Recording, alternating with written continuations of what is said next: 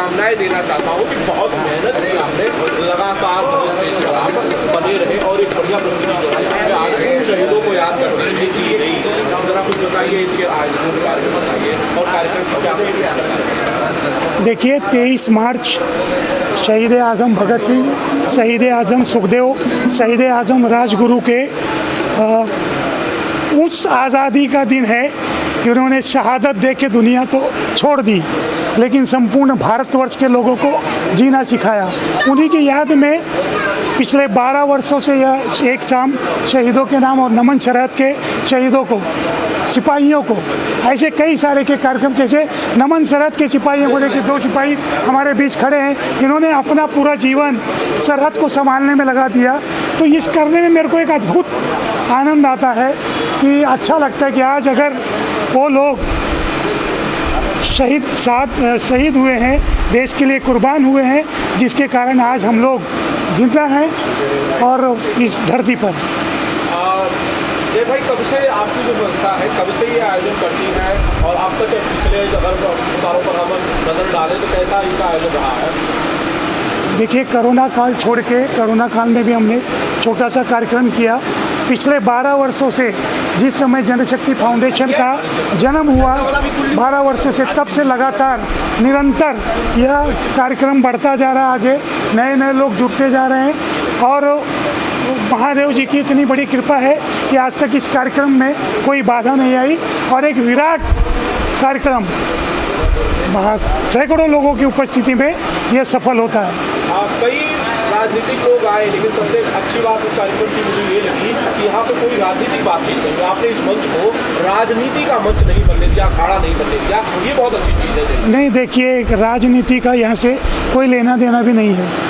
यहाँ पे सारे पार्टियों के लोग आते हैं, अपनी अपनी राष्ट्रभक्ति का, अपने अपने देशभक्ति का परिचय देते हैं और इस कार्यक्रम को सफल बनाकर चले जाते हैं। राजनीति का मंच उसका दूसरा कुछ है। कलाकार भी कई सारे कलाकार आए थे, कई नामी कलाकार आए थे, कई कलाकारों ने खूबसूरत प्रस्तुति भी जो है मंच के ऊपर दी।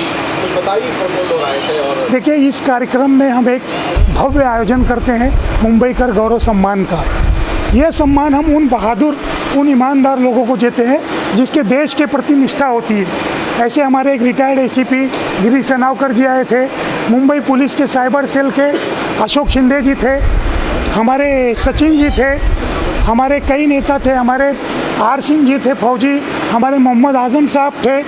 अगर अभिनेताओं में बात किया जाए तो दिग्गज कलाकार आदरणीय संजय पांडे जी थे, अभी सुर संग्राम विजेता सुगम सिंह जी थे, राजेश मिश्रा जी जिनके गानों को गाकर कई अभिनेता संसद पहुंच गए हैं, ऐसे राजेश मिश्रा जी हमारे बीच में थे।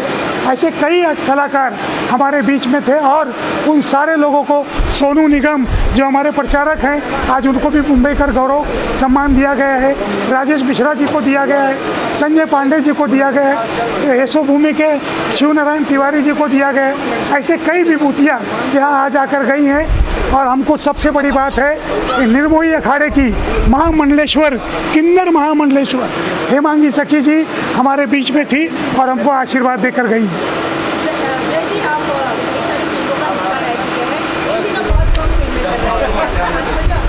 मैं सूरी से चूजी रहा हूँ।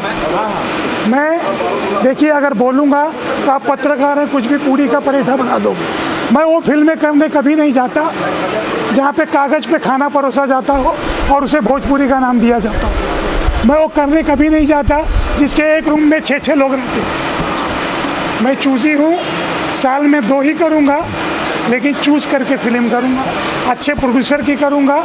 हमारे जसवंत कुमार जी हैं, उनकी 8 फिल्में की हैं मैंने। तो ये सारी चूजे वाली चीज़ें, इसलिए सोच समझ के कम फिल्में करता हूँ। मैं कार्यक्रम में चाहता हूँ कि आप लगातार इस कार्यक्रम को आयोजित करते आ रहे हैं। आपको आपके मंच पर कई सारे बड़े नाम, दिग्गज नाम जो है वो हमने देखे हैं पिछले 10-12 सालों के जब से आप इस आयोजन को करते आ रहे हैं। लेकिन इस बार मैं बात करूँ, कोई सुपरस्टार हमारी नज़र नहीं आया, क्या कुछ?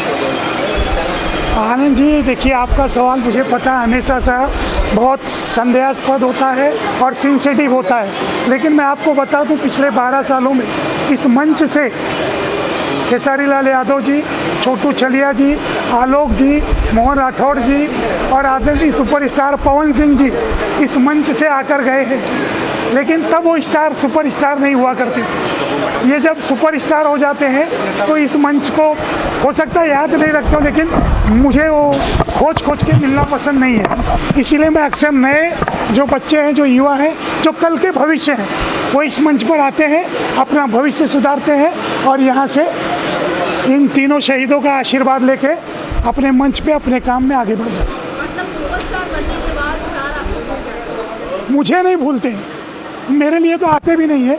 वो आते हैं देशभक्तों के लिए, वो देश को भूल जाते हैं, वो शहीद आज़मों को भूल जाते हैं, जिनके कारण वो आज शूटिंग कर रहे हैं, जिनके कारण वो स्टार बन रहे हैं। आज भगत सिंह, सुखदेव, राजगुरु, अशफाक उल्लाह खान, चंद्रशेखर आज़ाद, बंकिम चंद्र, राम प्रसाद बिस्मिल, ये लोग अपने परिवार के लिए आज़ादी नहीं दिए, लेकिन ये सारे स्टार जो हैं, भले वो संसद में बैठे हो या शूटिंग पे, जब सुपर स्टार बन जाते हैं तो मैं लिखित रूप से रहता हूँ कि वो राजनीतिक हो जाते हैं, देश को भूल जाते हैं। आपने इनवाइट किया था, आपने बुलाया था उनको और वो नहीं आए? नहीं, ऐसा नहीं है।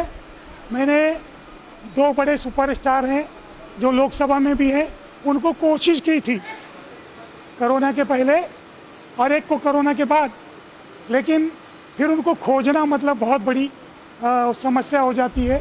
कहाँ मिले, फ़ोन उठाए नहीं उठाए। सुपरस्टार लापता थोड़ी है जो उनको खोजना पड़ता है, उनके पीआरओ होते हैं, मैनेजर होते हैं, पूरा एक सिस्टम होता है उनका। आप किसी को फ़ोन करेंगे, वक्त मिल जाएगा। देखिए, जो लापता सुपरस्टार हैं उनको इस बार जनता अपने आप बता देगी। आपका चुनाव सामने है, अगर जो लापता नहीं है उसको पब्लिक फिर लाएगी, जो लापता है वो अपने कर्म खुद भुगतेगा। जय भाई, जब आप इसी इंडस्ट्री का हिस्सा होते हैं, जब आप उन्हीं के साथ काम करते हैं, बहुत सारी फिल्मों में आप उनके साथ रिलेशन करते हैं, दोस्ती के सीन्स करते हैं और एक दिन आप उनके लिए बयान देते हैं कि जनता उन्हें सबक सिखाएगी, बड़ा दुख होता है कि भोजपुरी इस तरह से जो है वो बढ़ती जा रही है। नहीं, भोजपुरी नहीं बट रही है, और मैंने ये भी नहीं कहा कि भोजपुरी जनता उन्हें सबक सिखाएगी। जिसने काम किया है जनता उसको अच्छा जवाब देगी, जिसने नहीं काम किया है वो अपने कर्म भुगतेगा।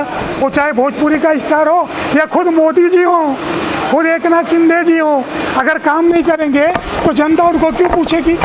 जिसने काम नहीं किया, कौन से स्टार ने काम नहीं किया है? 3 सांसद आते हैं, रवि जी आते हैं, रवि किशन, मनोज तिवारी आते हैं और हालिया दिनेश लाल यादव, निरहुआ आते हैं। आपको लगता है इनमें से किसी ने काम नहीं किया? 2 बार हुए हैं। निरहुआ जी 1 बार हार के बने हैं, 1 साल वो उपचुनाव था, और रवि जी यहाँ जौनपुर से हारने के बाद पहली बार बने थे, गोरखपुर से। मनोज जी दूसरी बार बने हैं पश्चिमी दिल्ली से, 1 बार वो योगी जी महाराज के सामने हार चुके हैं। इस बार किसका कर्म, आप बताइए ना। मनोज जी को दिल्ली अध्यक्ष पद से क्यों हटाया गया? मुझे क्या पता, आप ही बता दीजिए। वही तो जनता बताएगी। वही तो मैं बोल रहा हूँ कि ये जो इलेक्शन होने वाला है उसमें सारे लोगों की राजनीति हो जाएगी। मुझे ये तो नहीं पता है, लेकिन मुझे इतना जरूर पता है, इतना जरूर मुझे महसूस हो रहा है कि जय सिंह के मन में कोई तो चीज़ है इन सुपरस्टार से जो उन्हें अलग कर रही है और उनके मन में इस तरह के भाव ला रही है। अरे वो मेरे अकेले के सुपरस्टार नहीं हैं, वो भोजपुरी के 85 लाख, कितने लाखों जो भोजपुरी हैं 55 देशों के, वो देखने वाले दर्शकों के सुपरस्टार है। तो जो मेरे मन में है वही उनके मन में है। पश्चिमी दिल्ली में सबसे ज़्यादा बिहार के लोग हैं। आप बताइए, पवन सिंह जी आसनसोल में लड़ रहे थे, आखिर क्या कारण हुआ? उन्होंने तो टिकट वापस कर दी ना। किसने टिकट वापस किया? सेना के सामने वो नहीं लड़ना चाहते थे। ऐसा किसने कहा आपको? आप जाके, आप लोग खोजी रिपोर्टर हैं, जाके देखिए, आसनसोल में पवन सिंह लाखों वोट से जीत के आते, लेकिन ऊपर की राजनीति ने उनको लड़ने नहीं दिया। पवन सिंह ने खुद टिकट रिजेक्ट किया सर। देखिए, मैं चुनाव नहीं लड़ूंगा, बीजेपी तुम्हें टिकट दे चुकी थी। बीजेपी ने टिकट दिया, लेकिन बीजेपी ने ही वापस भी लिया है। सर पवन सिंह का ज़्यादा सर, आप किधर से लड़ना चाहते हो स्टेट का इलेक्शन का वोट? आप कहाँ क्षेत्र से लड़ना चाहते हो? आप पूरा कर्मभूमि महाराष्ट्र है, अगर उत्तर प्रदेश आपको अगर कोई पार्टी अगर टिकट तो चुनाव लड़ेंगे? मैं महाराष्ट्र का सच्चा सेवक हूँ। महाराष्ट्र छोड़ के मैं किसी स्टेट में चुनाव तो क्या, प्रधानी का चुनाव लड़ने नहीं जाऊँगा। मैं यहाँ पर गरीबों की, उत्तर प्रदेश, बिहार, उड़ीसा, दिल्ली, बंगाल के सारे लोग यहाँ पे मजदूर वर्ग के लोग हैं जिनका मैं संगठन चलाता हूँ, तो मुझे उनकी सेवा करने में आनंद आता है। मुझे चुनाव नहीं लड़ना। सारे सुपरस्टार मुंबई ही उनकी कर्मभूमि रही, सब लोग जो स्टार बने वो मुंबई ही आए, लेकिन चुनाव उन लोगों ने उत्तर प्रदेश से ही। क्या किया मुंबई के लिए उन्होंने?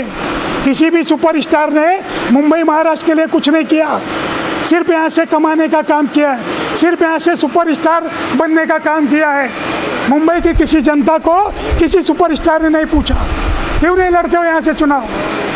यहाँ खाली मुंबई की पावन धरती खाली सुपरस्टार बनाने के लिए और उनको नोट कमाने के लिए है। सुपरस्टार तो सर सुपरस्टार होता है, कहीं से भी जीते लड़ेगा जीत जाएगा। यही तो बात है ना, यही बात है। दुर्भाग्य है देश का कि अगर आप जहाँ आपकी कर्म भूमि है आप वहाँ के लोगों का कर्म क्यों नहीं मजबूत करते हैं। बड़ी शिकायतें हैं जय भाई। एक सवाल मिला है, पवन सिंह और पवन सिंह बहुत पावरफुल है बिहार के, लेकिन हाल ही में पवन सिंह सब गोली पर जाने पर सबको धमकी देता है, उसके सामने कोई आवाज़ नहीं उठा पाता, लेकिन पवन सिंह को गोली मारने का धमकी दे। मैं आपको एक चीज़ बता रहा हूँ कि पवन सिंह एक इतना बड़ा पहाड़ है कि किसी प्रोड्यूसर की औकात नहीं है कि वो पवन सिंह को धमकी दे। और एक चीज़ मैं बिना पूछे आप लोगों को बताना चाह रहा हूँ, आज पवन सिंह और ज्योति सिंह का जो सुलहनामा हुआ है, मैंने ट्वीट किया है, वो देश के युवाओं के लिए आदर्श है पवन सिंह।